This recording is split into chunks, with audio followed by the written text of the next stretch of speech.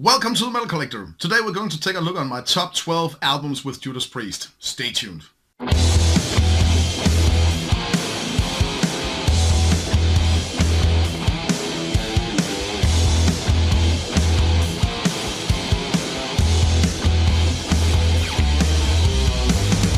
Welcome once again here at the Metal Collector. Like I said, this will be about Judas Priest and my top 12 list with the albums. Yeah, to begin with, I had plans to do a top 10. I will admit it, but it was damn difficult. This is by far the most difficult list I've done yet, because Judas Priest is one of my favorite bands, but all of the albums have something to offer, and all of the albums are good in its own way. But of course there are some that are a little bit better than others, and I've really tried hard to put them in the order that I think. But it could easily be a little bit different tomorrow or in 6 months or something. So, and I will say there is one album I know a lot of you people, Judas Priest fans out there, really love. And unfortunately it's not on my list, so don't hang me for it. I still enjoy the album. I'll get to that in a little bit when we try and dig down to my list. And I also have an album that I actually didn't know where to put, not yet, but I've decided to put it on the list anyway. So my top 12 list with Judas Priest, let's go. The first one is Jagger Later. The first Tim Ripper Owens album. I remember the first song I heard from this was Bullet Train. I enjoyed the song and I was really into his vocals immediately.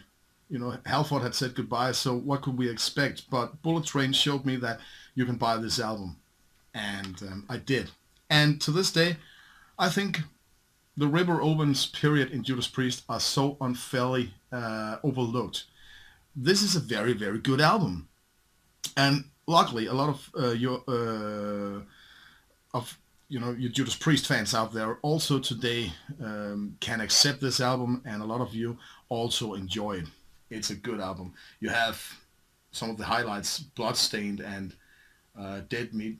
Yeah, Death Row, Bullet Train, of course. My favorite is Cathedral Spires. Brain Dead is good. Burn in Hell, great album. And on spot number 11, Demolition. Let's just continue here. This is probably the most overlooked Judas Priest album, and I know a lot of you people out there, I've seen some other top lists where this is being bashed. People think this is a bad album. I can't understand it. I really love this album. I think when it was released, I heard it all the time, and I think it's better than Jagger Later a little bit, and it's by far the most heavy album Priest have ever done. But the songwriting is amazing. Ripper's vocals are just up there, and the riffs are great, and you can remember them. You have One on One. Hell is Home is my all-time favorite from this album. I love Hell is Home. Bloodsuckers is good. In Between, Feed on Me. Jekyll and Hyde is also pretty good. Lost and Found. Metal Messiah. Why people don't like this album is a riddle to me. I really can't understand it. I love this album. And also the whole Ripper period. It was very good. You have the live album, 98 Live Meltdown, where you could hear his vocal abilities. He was pretty good. Damn. So yeah, cheers to Ripper and for his participation in Judas Priest and the story of the band. Now, moving on to spot number 10. Judas Priest, Point of Entry. Also a very overlooked album. And the reason is obvious. It came after British Steel, and they couldn't, do an album that was just as good. So they decided to write a little bit, not softer, but light listening album. It's a bit more rockish in the sound, if you can say that. But Heading Out to the Highway and Solar Angels and Desert Plains are probably the three fan favorites from this one. I personally also like those, but especially like Don't Go and Turning Circles. Two of the most overlooked Judas Priest songs ever. So this is also a very good driving album. Like I said in an earlier video, top list with driving albums, I could have put any Judas Priest album on that list. I actually put Demolition. I think it was Demolition I put on that list. But I could have picked this one as well because I've listened to this many times when I was driving. Good album. The next one, spot number 9, was very difficult to put. On one hand, it has my favorite song on it, and on the other hand, it's in general a good album, but it still misses something. Sad Wings of Destiny. It's a classic one, I know. Victim of Changes, without doubt, my favorite Judas Priest song ever, and I think it's all the way up there with Stairway to Heaven or Child in Time or all these huge rock classics. Amazing song, I love it. And The River is also a classic one, pretty good. Dream Deceiver, or Dreamer Deceiver, it's called Dream Deceiver on the CD version. Also, the CD version has a different track list than on the vinyl. But it's a good album, but I think as a whole, the wholeness of the album, I think it misses a little bit of something. But it's still good, you know. So, spot number 9. Spot number 8 is Angel of Retribution, or should we call it Halford Returns to Judas Priest. Also a very good album. I remember when it was released, a lot of reviews was bashing it a little bit. They didn't thought that it could... It wasn't as good as people expected because, you know, you had Iron Maiden got Adrian Smith and Bruce Dickinson back and they released Brave New World and it was just, wow, it's a masterpiece. So I think people expected the same from Judas Priest. Halford returns and give us a Painkiller Part 2 or something. But instead we got this album and it's pretty good. Judas Rising, Deal with the Devil, with Fighting for, Demonizer, Wheels of Fire. Angel is one of the greatest ballads they have ever done. Hellrider.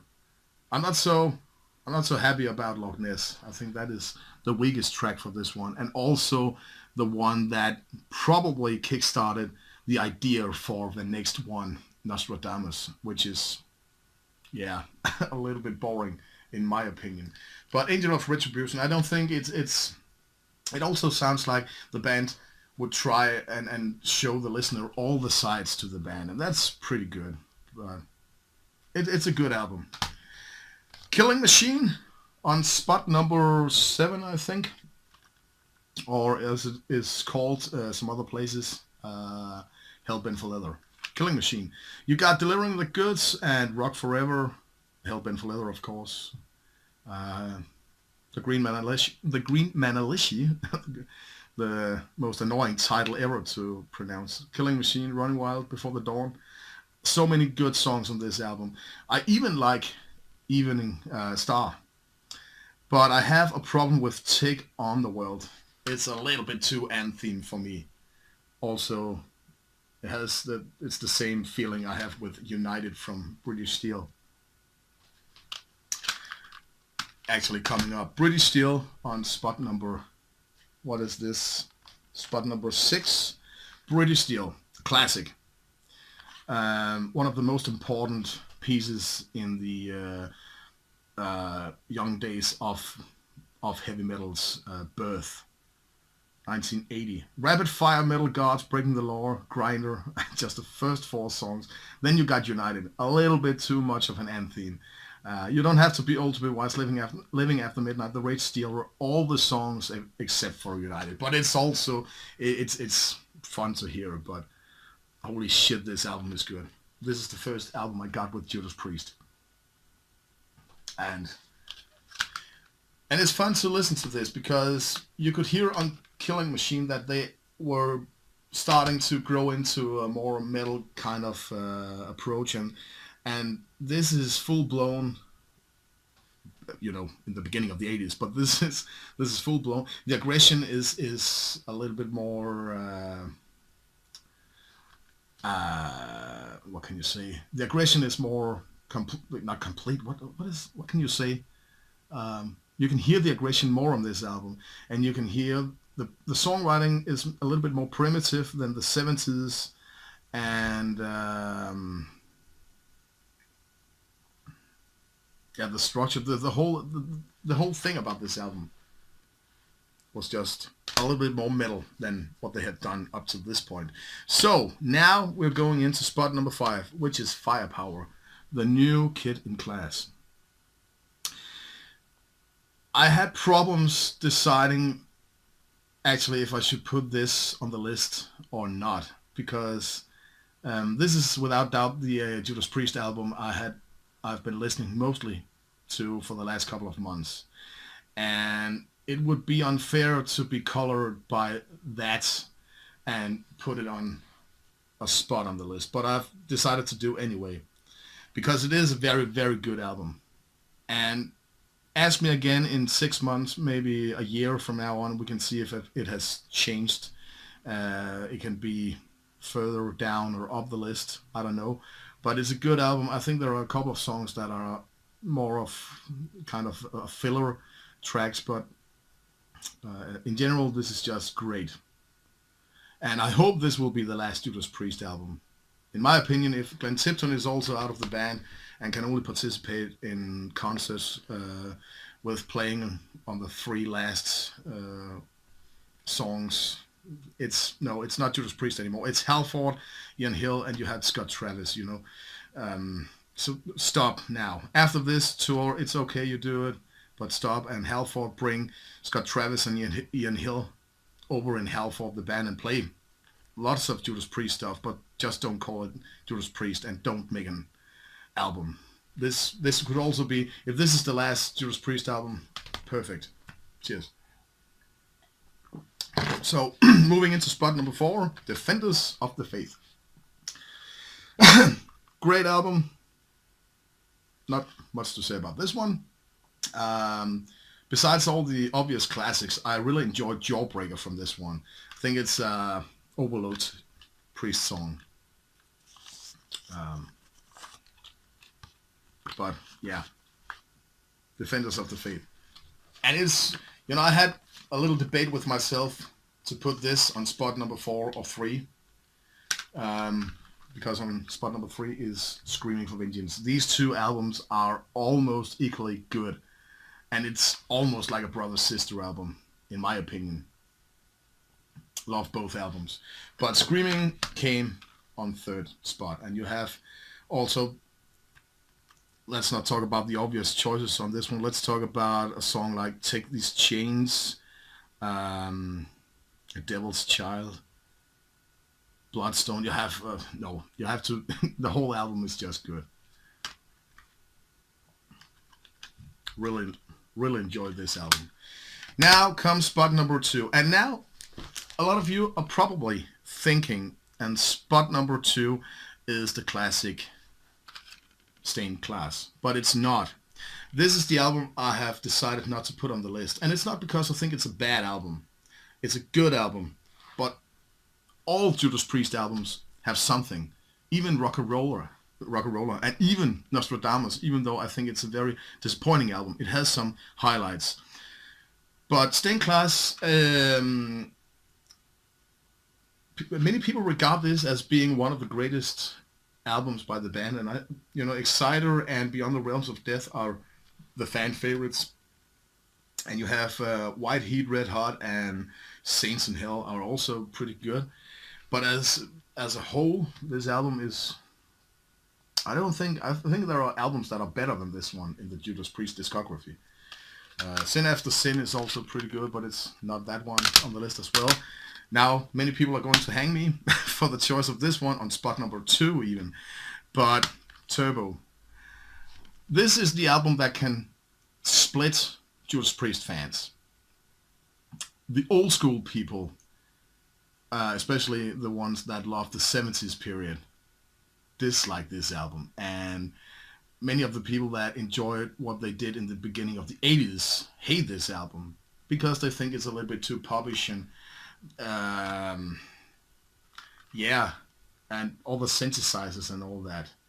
But then you had the true Judas Priest fans love this album, and not saying true. You know what I mean. People that just Judas Priest could piss in a bottle and release that as the next album, and Judas Priest fans would still love it. But but this is, I love this album. It doesn't contain any weak songs. It's strong songs. It's a good album, and I really can't understand why people bash this album just because it sounds a little bit too popish. Not at all. I love this album. So many great songs, and the title track is one of the greatest songs ever from the band.